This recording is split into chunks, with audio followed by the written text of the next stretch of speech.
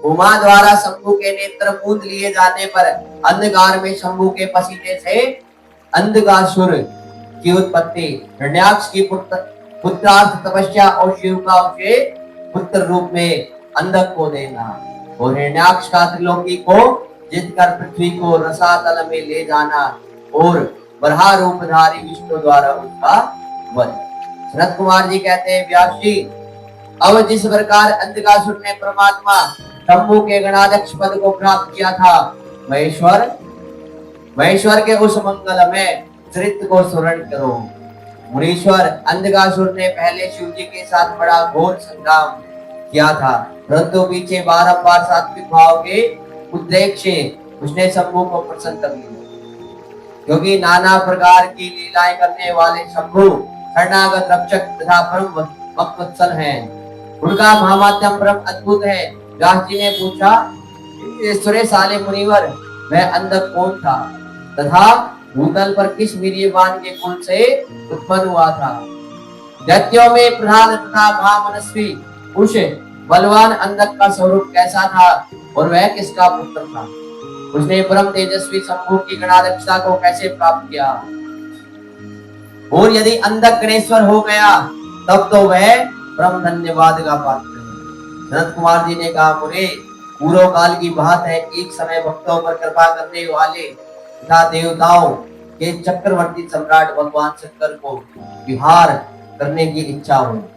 वे पार्वती और गणों के साथ ले अपने निवास भूत कैलाश पर्वत से चलकर काशीपुरी में आए। वहां उन्होंने उस पुरी को अपनी राजधानी बनाया और भैरव नामक वीर को उसका रक्षक नियुक्त किया।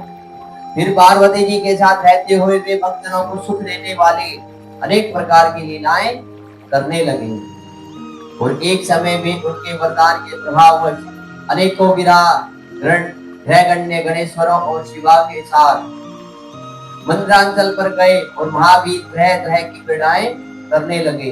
और एक दिन जब प्रचंड पराक्रमी कपरदी शिव मंत्रांचल की पूर्व दिशा में बैठे थे, उसी समय गिरिजा ने नरम क्रीड़ावश उनके नेत्र बंद कर दिए। और इस प्रकार जब पार्वती ने मूंगे, सुवर्ण और कमल की प्रभा वाले अपने कर कमलों से हर के नेत्र बंद कर दिए, तब उनके नेत्रों के फूट जाने के कारण वहां क्षण भर की ओर अंधकार फैल गया। पार्वती के हाथों का महेश्वर के शरीर से स्पर्श होने के कारण शंभु के ललाट में स्थिति अग्नि से संतप्त होकर मंद जल प्रकट हो गया और जल की बहुत सी बूंदें टपक पड़ी। तदंतर उस बूंदों ने एक गर्भ का रूप धारण कर लिया और उससे एक ऐसा जीव प्रकट हुआ जिसका मुख विकराल था। वह अत्यंत भयंकर, क्रोधी, कृतघ्न, अंधा, कुरूप, जटाधारी, काले रंग का, मनुष्यों से भिन्न, बेडोल और सुंदर बालों वाला था। उसके कंठ से घोर खर खर शब्द निकल रहा था। वह कभी गाता, कभी हंसता और कभी रोने लगता था और तथा जबड़ों को चाटते हुए नाच रहा था। इस अद्भुत नक्शे वाले जीव के प्रकट होने पर शिव जी मुस्कुराकर पार्वती जी से बोले। श्री महेश्वरी जी ने कहा, प्रिय, मेरे नेत्रों को मूंद कर तुमने ही तो यह कर्म किया है, फिर तुम मुझसे भय क्यों कर रही हो? शंकर जी के उस वचन को सुनकर गौरी हंस पड़ी और उसके नेत्रों पर से उन्होंने अपने हाथ उठा लिए। फिर तो वहां प्रकाश छा गया, परंतु उस प्राणी का रूप भयंकर ही बना रहा और अंधकार से उत्पन्न होने के कारण उसके नेत्र भी अंधे थे। तब वैसे प्राणी को प्रकट हुआ देखकर गौरी ने महेश्वर से पूछा। गौरी ने कहा, भगवान, मुझे सच सच बताइए कि हम लोगों के सामने प्रकट हुआ ये बेढोल प्राणी कौन है? यह तो अत्यंत भयंकर है और किस निमित्त को लेकर किसने इसकी सृष्टि की है और यह किसका पुत्र है? सनत कुमार जी कहते हैं, महर्षि, जब लीला रचने वाली तथा तीनों लोकों की जननी गौरी ने सृष्टिकर्ता की उस अंधी सृष्टि के विषय में यह प्रश्न किया, तब लीला विहारी शंकर अपनी प्रिया के उस वचन को सुनकर कुछ मुस्कुराए और इस प्रकार बोले। महेश्वर ने कहा, अद्भुत चरित्र रचने वाले अंबिके, सुनो, जब तुमने मेरे नेत्र मूंद लिए थे, उसी समय यह अद्भुत एवं प्रचंड पराक्रमी प्राणी मेरे पसीने से प्रकट हुआ। इसका नाम अंधक है। तुम्हें इसको उत्तम करने वाली हो।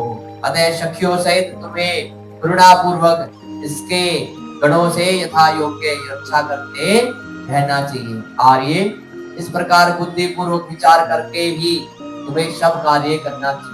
शरद कुमार जी कहते हैं, उन्हें अपने स्वामी के ऐसे वचन सुनकर गौरी का हृदय ऋणार्ध हो गया। वे अपनी सखियों सहित अंधिक की अपने पुत्र की भांति नाना प्रकार के उपायों द्वारा रक्षा करने लगे।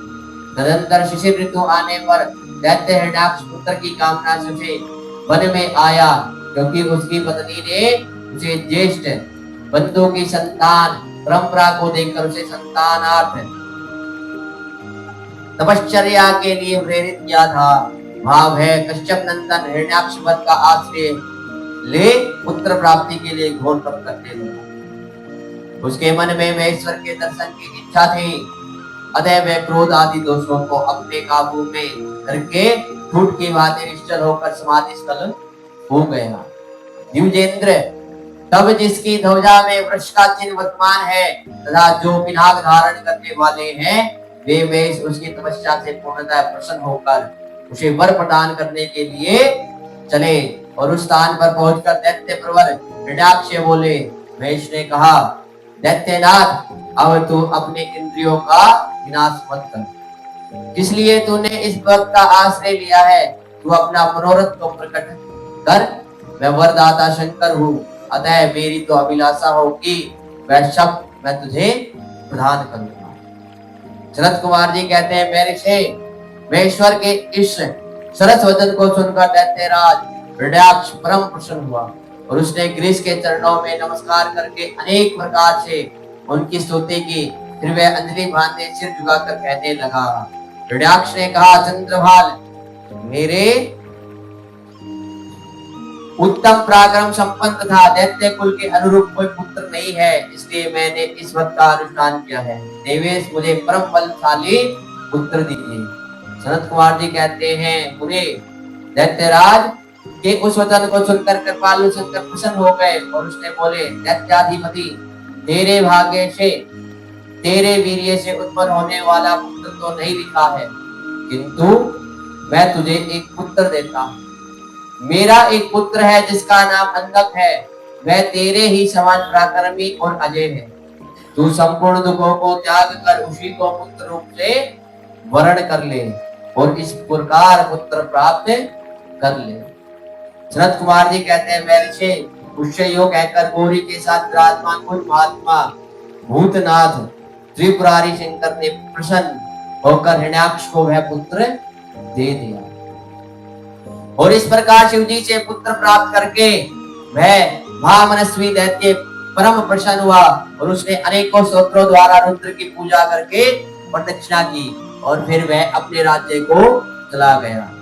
ग्रीस से पुत्र प्राप्त कर लेने के बाद वह प्रचंड पराक्रमी दैत्य संपूर्ण देवताओं को जीतकर इस पृथ्वी को अपने देश रसातल में उठा ले गया। तब देवताओं, मुनियों और सिद्धों ने अनंत पराक्रमी विष्णु की आराधना की। फिर तो भगवान विष्णु सर्वात्मा यज्ञ में विकराल वाहरा शरीर धारण कर सुथुन के अनेकों प्रहारों से पृथ्वी को विदीर्ण करके पाताल लोक में जा घुसे। वहां उन्होंने कभी न टूटने वाली अपनी दाढ़ों से तथा सुथुन से सैकड़ों दैत्यों का हुजूम पर निकालकर अपने वज्र सदृश कठोर पाद प्रहारों से निशाचरों की सेना को मत डाला और तत्पश्चात अद्भुत एवं प्रचंड तेजस्वी विष्णु ने करोड़ों सूर्यों के समान प्रकाशमान सुदर्शन चक्कर से हिरण्याक्ष के प्रज्वलित सिर को काट लिया और दुष्ट दैत्यों को जलाकर भस्म कर दिया। यह देखकर देवराज इंद्र को बड़ी प्रसन्नता हुई।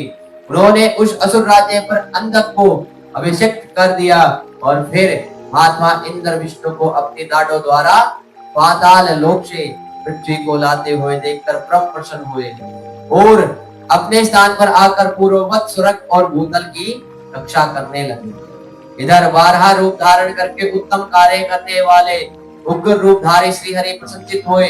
स्वस्थ देवों, मुनियों और पदम योनि ब्रह्मा द्वारा प्रसन्नचित होकर अपने लोक को चले गए।